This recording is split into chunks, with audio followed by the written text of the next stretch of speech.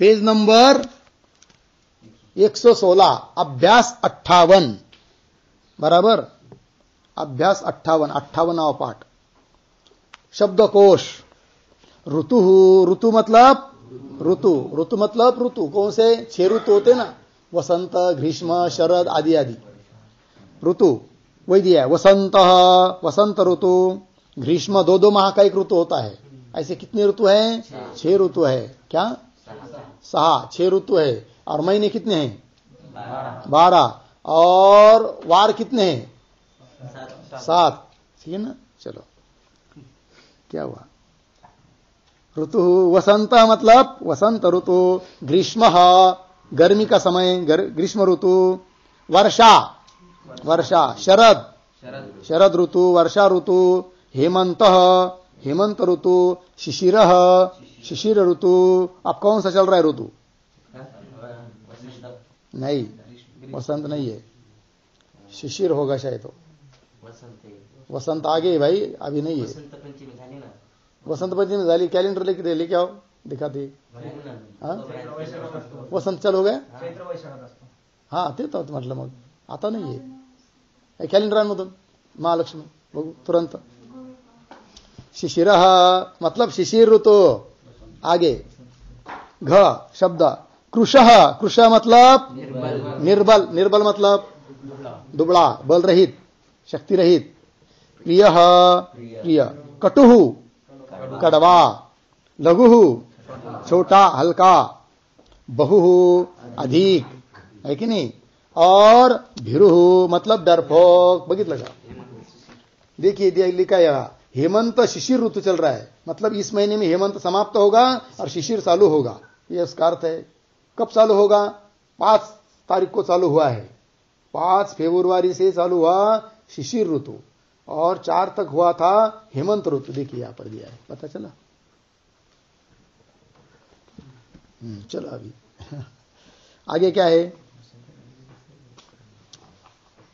कृश मतलब निर्बल। प्रिय कटुह मतलब कड़वा। लघु छोटा किंवा हल्का। बहु मतलब अधिक।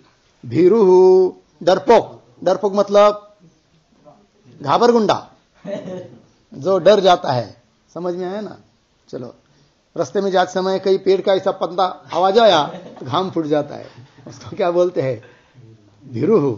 चलो, मृदु मतलब कोमल। दीर्घ बड़ा। रस्व छोटा। महत बड़ा। अल्प छोटा किंवा थोड़ा। प्रशस्य अच्छा। उदार दानी। कृपण कंजोस मक्खीचूस। एक आदमी ने घी खरीद लिया दुकान से और उस घी में आ गया क्या? मक्खी गिर गई थी, मर गई बेचारी। फिर उसने तौल में आया, फिर उसको मक्खी निकाल के फेंकना था, तो उसने निकाला, फिर ऐसा चूसने लगा उसको। तो बोले क्या कर रहा है? बोले तौल में आया है तो उसके साथ तो घी जाएगा ना, इसलिए। कृपण। प्राचीन मतलब पुराना। नूतन नया। कोमल। विशाल बड़ा। चलो, ये सब विशेषण शब्द है, बहुत अच्छे हैं। व्याकरण। तरप तमप प्रत्यय। नियम नंबर 190।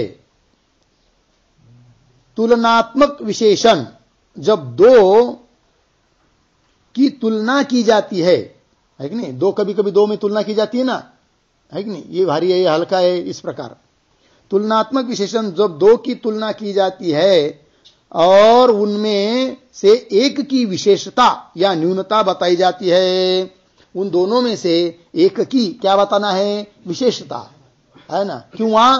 न्यूनता बताई जाती है, तो विशेषण के बाद तरप या यसुन प्रत्यय होते हैं। 2 प्रत्यय है, तरप प्रत्यय, यसुन प्रत्यय। किस अर्थ में होते तरप और यसुन प्रत्यय? तुलना करने के लिए। जब 2 में तुलना की जाती है तब विशेषण शब्द से तरप या यसुन प्रत्यय होते हैं। तरप का तर शेष तर, तरप प्रत्यय का क्या बचता है भाई? तर।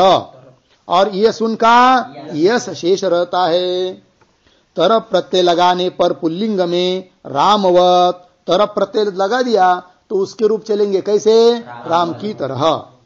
तरप प्रत्यय लगाने पर पुल्लिंग में रामवत, स्त्रीलिंग में रमावत और नपुंसकलिंग में गृहवत रूप चलेंगे। आगे ईयस लगाने पर पुल्लिंग में अंत में इयान इयांसौ इयांसः ये लगते हैं, और प्रथमा में तथा इयांसम इयांसौ इयांसः द्वितीया में लगेगा प्रत्यय। स्त्रीलिंग में अंत में ई लगाकर नदी के तुल्य रूप चलते हैं, और नपुंसकलिंग में मनस के तुल्य रूप चलेंगे। ठीक है ना। आगे जिससे विशेषता दिखाई जाती है उसमें पंचमी, आगे नहीं, जिसमें विशेषता दिखाई जाने है उसमें कौन सी विभक्ति होगी?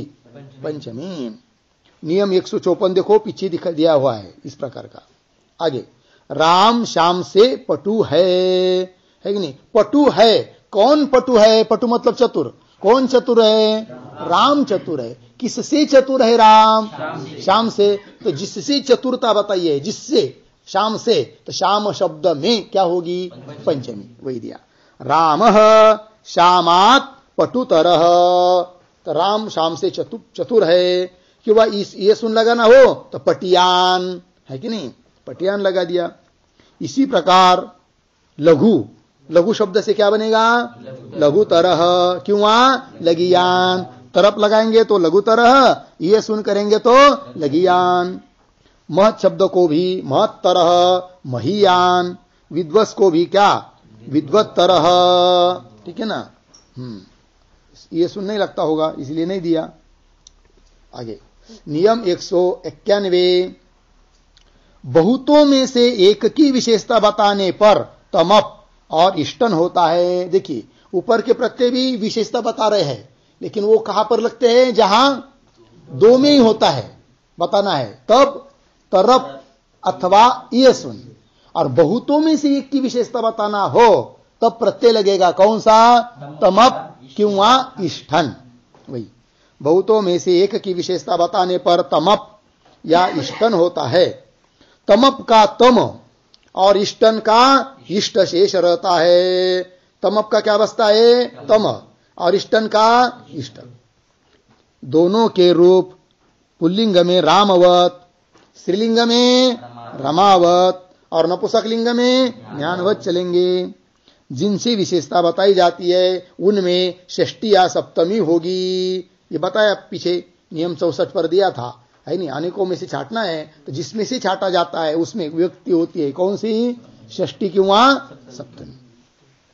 जैसे कवियों में कालिदास श्रेष्ठ है, तो श्रेष्ठ है कौन? श्रेष्ठ है कालिदास। किसमें?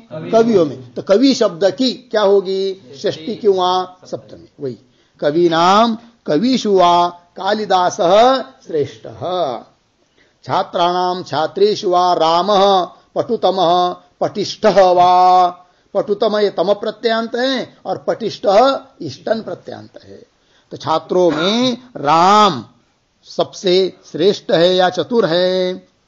विद्वस विद्वत्तम, विद्वत्तर दो में बताने के लिए, और विद्वत्तम अनेकों में से एक की विशेषता बताने के लिए। ठीक। आगे इस अभ्यास में दो की तुलना में तर और बहुतों की तुलना में तम प्रत्यय प्रयोग करे। मतलब इस पाठ के जो वाक्य करने हैं, वाक्य बनाने हैं, तो वाक्य बनाते समय जब दो की तुलना रहेगी तो कौन सा प्रत्यय प्रयोग करो भाई? तर। कौन सा न करो? नहीं नहीं, ऐसा नहीं। इस अभ्यास में दो की तुलना करना हो तो दो की तुलना करते समय कौन से प्रत्यय का प्रयोग करो? तर, तरफ। और कौन से प्रत्यय का प्रयोग न करो? ये सुन। यह है क्योंकि दोनों में विशेषता बताने के लिए दो प्रत्यय है ना। कौन कौन? तरफ और ये सुन। ठीक है।